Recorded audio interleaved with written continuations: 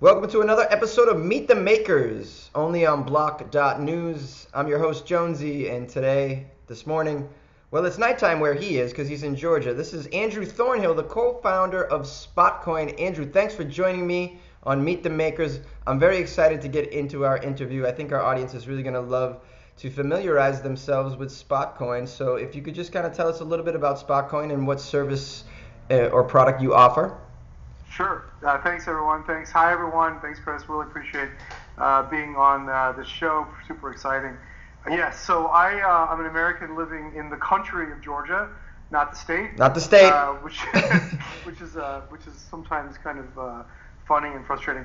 So yeah. So what is Spotcoin? Spotcoin is it started off as a over-the-counter marketplace desk, an OTC desk in Tbilisi. 15% of the world's bitcoins are mined in Georgia, the country, which is something that many people are very surprised to hear. Very. It's super wild. Georgia is actually very, very much a front and center blockchain and digital currency country. It must have what does it have? The cheapest electricity in the world, or what? It has super cheap electricity. It has also the highest, I think, the highest in the world of renewable energy. So amazing. 80% of the energy manufactured by, and they're building wind farms, and they've got potentially a solar farm that's coming in a couple of years. So yeah, it's just an absolutely amazing, interesting, very historical little country that's got its footprint all over digital currency. The government uses blockchain to record land deeds. They're implementing potentially taxation system on blockchain, recording marriages. So for those scammers out there, you better be careful. That's amazing. Yeah, this country is really, really something. And I've been living here for I've been doing business in Georgia since 2007. I was first invited to come here as an American, working with one of the larger banks here to help them with payments, online payments. I'm in my past I'm a payments guy, generally speaking, internet payments and whatnot, and been doing that business since 1999, if you can believe it. And came here in 2007, moved here in 2015. The over-the-counter marketplace was very important, and there was just not a lot of liquidity in Bitcoin. And in the beginning, it was just Bitcoin, but then Ethereum trades and other trades. And so we started a OTC desk here in Georgia. Within a few months, we were doing a couple million euros a month of business. And then we decided that it was a company that really had legs. So we went and got some investment. We hired a team, and then we decided to ICO ourselves. And our ICO actually is next week, next Monday, which is kind of exciting. So Spotcoin started as an OTC desk. Uh-huh. Then we realized that we needed to create a series of fiat intakes and outputs throughout this whole region of the world. So we're working directly with banks in the region, in Georgia, in Turkey, in the whole Black Sea region, actually, in Ukraine, in Bulgaria, in Turkey, Georgia. So all the countries that touch the Black Sea, we're doing some work, and in a few that aren't, we're doing some work in Estonia and Slovakia, helping to increase the amount of and decrease the problems of bringing fiat currency into the digital currency marketplace. Oh, and how can we geek out a little bit with? Sure. Yeah, all right. Tell us exactly how it works. Well, actually, that particular process is a bit less geeky than what people think. It's really more about regulatory oversight and following KYC rules and whatnot. And I am I've been quoted as saying that as a blockchain and payments guy, I'm definitely I'm not an anarchist, I'm more of a revolutionary. So I believe that we need to increase, the amount of banks that are willing to, the amount of institutions that are willing to look directly into accepting and making payouts in fiat currency and accepting and making payouts in digital currency. So so Georgia is a country that is very easy to work in as a blockchain company. But there are a lot of countries in which it's not so easy. And so we are using our success in Georgia to migrate our business line across Europe and eventually to other places, getting financial licenses and other licenses that allow us to engage directly as a financial institution or to interact directly with financial institutions like banks and whatnot, to open accounts on our behalf and also on the behalf of institutional and other type clients that want to move large amounts of money, fiat money, in and out of the digital currency space. And so you're looking at, you're sort of hoping that you'll be the model for other countries to sort of... Georgia, Georgia's really interesting because Georgia actually, because it's kind of newer as a country, post-Soviet, they're able to kind of pick and choose the regulatory, paradigm, let's say, that is best for them. So they kind of take the best. We're helping them, let's say, take the best of different countries. They certainly still look to the U.S. for guidance. They look to Germany. They look to France. They look to Estonia. The EU as a whole for guidance. But we're kind of helping them and showing them that really, even by doing that, they're still blazing the way. So Georgia copies the best from other countries. Spotcoin is hoping to become a model that it can be replicated across many, many different countries as a way of utilizing a digital currency as a conduit into fiat and vice versa. And this is wonderful. I love what you're doing. And you're the co-founder of Spotcoin. Can you tell us a little bit about your team? Sure. So there's 4 of us that started Spotcoin, myself and 3 other Georgians. And the 4 of us do a lot of business together. So I am not an employee of Spotcoin. I've never been paid a single dollar of Spotcoin. We've raised, several $1 million, and our ICO will, for sure blow past our soft cap. But I myself have never been paid. But I have other business here in Georgia that is also quite successful in financial licensing and monitoring and management.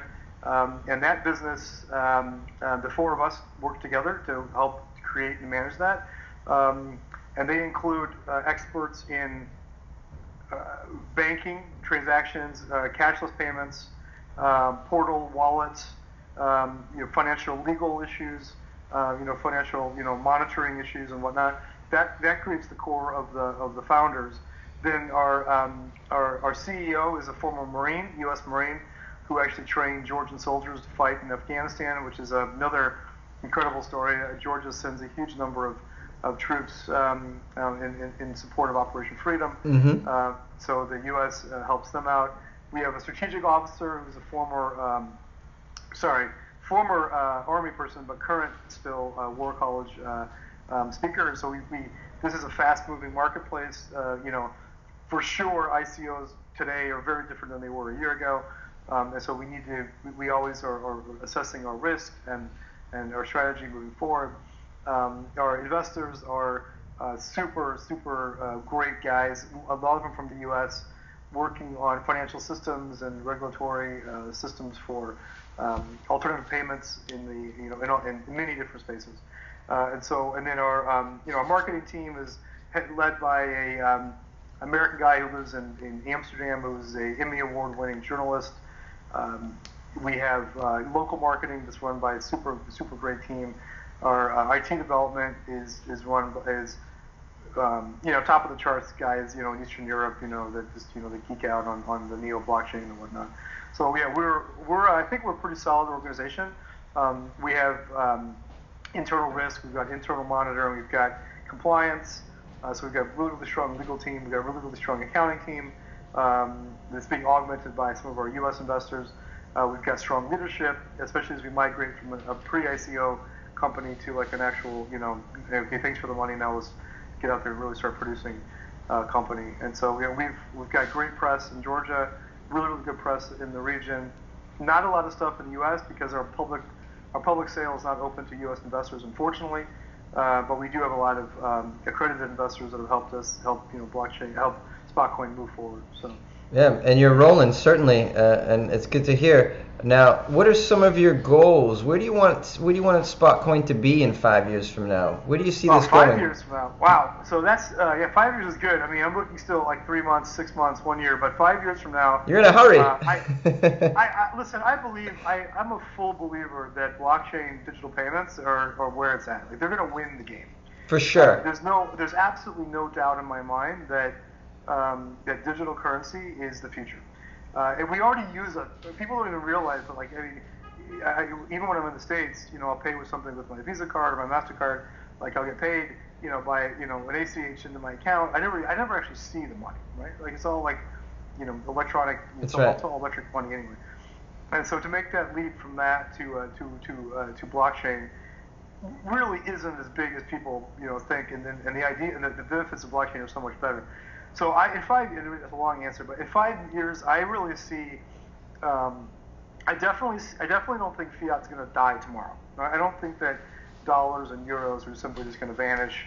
I think there's a certain magic that comes from your grandma giving you a dollar bill for you. Oh yeah, I miss those days. So there's paying for something on the street with a $20 bill or giving someone $100 for the graduation. Like these are things that are magical that are not going to go away. Yeah. And there's a certain anonymity even with with fiat payments that are just absolutely fantastic. It's not going to go away, but I do think that digital currencies are going to definitely increase. I think that we're going to be well beyond $1 trillion of market cap, well beyond, in 5 years. I think that more and more, as more and more people understand the benefits of blockchain, especially in the financial system, that there'll be increasing adaptation. There'll be possibly a currency that hasn't been developed yet will be the leader. Although I'm a big believer in Bitcoin and the core teams that are working on that. The technology, of course, is interesting, but the idea of the Bitcoin is spectacular, and the fact that the first of the market, I don't think they're going to go away super soon. So 5 years, I want Spotcoin to be addressing a bunch of different needs in the marketplace. I want us to be a fully fledged. We are a dividend token. We're one of the last true dividend tokens. And so I see in 5 years that Spotcoin is paying a very healthy dividend to every single token holder. I see us operating as a very successful OTC desk in Georgia with offices scattered around Europe and mostly Eastern Europe. I see us either operating an exchange or being an important part of other decentralized exchanges with a answers that elephant in the room of the fiat issue in decentralized exchanges. And I see us having a payment mechanism which allows any Spotcoin client, any Spotcoin holder to use any of their digital currencies, altcoins or crap coins or good coins or whatever, to make any kind of payment for anything from a Wendy's hamburger to an iPhone you purchase and everything in between. So I think Spotcoin can easily address those. Plus, because Spotcoin is nestled in Georgia, although we're on a blockchain that doesn't use proof of work, we have a quite large mining facility as well that's right next to one of the biggest dams in Georgia, and where we're renting space for other blockchains to come in and either mine the currency or stabilize their hash or be part of a consensus algorithm, have servers for that. So yeah, so we're busy. We got a big, pretty wide, group of things that we're attacking, but we've got experts across the way on all of them. We've got Bitfury, which is the huge group here in Georgia that mines coins. We've got some of the guys that helped us design the architecture. We've got leading algorithmical guys for our OTC desk and for the role that the Spotcoin token, the Spot token plays in trades. We've got super smart people that helping us with the exchange stuff. I mean, we got some really, really, really good guys and girls, tons of women that work for our team as well. So. Yes, and you, I know you mentioned earlier, you alluded to the fact that you're a little bit of a revolutionary, and I like that. I find myself to be a little bit of a revolutionary. So this question, we all are. At this stage, we all are. It's great, right? And you want to disrupt, regulatory markets and this kind of thing. What is your? So I kind of have an idea of where you're coming from, but maybe you could elaborate on it. What is it personally that makes you go, like makes you want to do this? Like what really brought you into this space and made you want to create Spotcoin? Well, interestingly enough, I was working for a fantastic payments company out of Australia, Mm-hmm. and also, led by a visionary, a fantastic lady, Daria Rippengale, and she, a couple of years ago, even more than a couple of years ago, she, I was a business development director for them, and they asked me to investigate digital currency, specifically Bitcoin. And I came back with a report that was less than glowing, and basically it was my vision. And then was, this is probably 2011, 2012, something like that. My vision was, let's wait. Yeah, I didn't totally get it. And I probably didn't really get it, let's say, until like 2014, 2015, and that's when I started realizing that the message had the value, right? And so, like the token has the value. There's been, the ledgers have been used since we've kept history. Any kind of written history, there's always ledgers of who owes what and whatever. And the ledger is important, but the ledger itself has never been what's like the message in the ledger has never held the value. And when I realized that it was the message inside the ledger, that the ledger was infallible, or almost impossibly, infallible, and that new blockchains are being created in which the ledger is absolutely infallible, and that the message that the line item in the ledger itself carried the value. Because it's one thing for two banks to compare ledgers, but it's another thing for the bank to pay up. The SWIFT message from California to Tbilisi, Georgia, takes a half a second. It's an email, right? It's a secure email. But for my bank to pay, if you're paying me or if I'm paying you, the message between the banks take half a second. But for my bank to receive that and compare the ledger and understand it and give me the cash, takes a week or whatever, a couple of days, and vice versa, the same. When the message itself has the value, and the message can be transmitted in half a second or whatever, that wins. You win. Mm-hmm. You win. And if the message is infallible, then the message wins, right?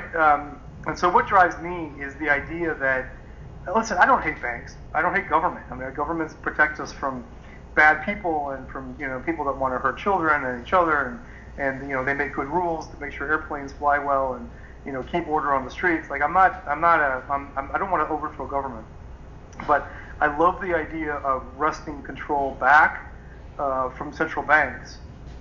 Currency. I like the idea of having a currency in which we control it, and in which we being collective we, and that I don't have to trust you to know that if I send you a Bitcoin payment, it's good, and you don't have to know the third person that you send it on to at all to know that transaction is valid, and that ledger is completely and totally solid. That works, and eventually, especially when you're moving money around the world. And the U.S. unfortunately has made this very difficult. Moving dollars from point A to point B is very difficult. The amount of documentation you have to fill out and invoices and all these things, it's a huge hassle. And people complain that digital currency is used to fund terrorism and whatnot. Well, I guess what? The 99.9% of that terrorism is sponsored by fiat currency. So mm-hmm. This is going to win in the end of the day. It might take some time. It might take a year. It might take 5. It might take 10. I think it'll take a lot less. But it's going to win. So what drives me is the idea that this really is. It's going to win. This product, be it Spotcoin or be it another company or be it another currency, something that you're involved with in the future, it's going to win. It's going to win, and I fully believe that. And you want to be part of the team that wins too. And I can see you guys are doing amazing things at Spotcoin. If Spotcoin was a superhero, Andrew, what powers would it have?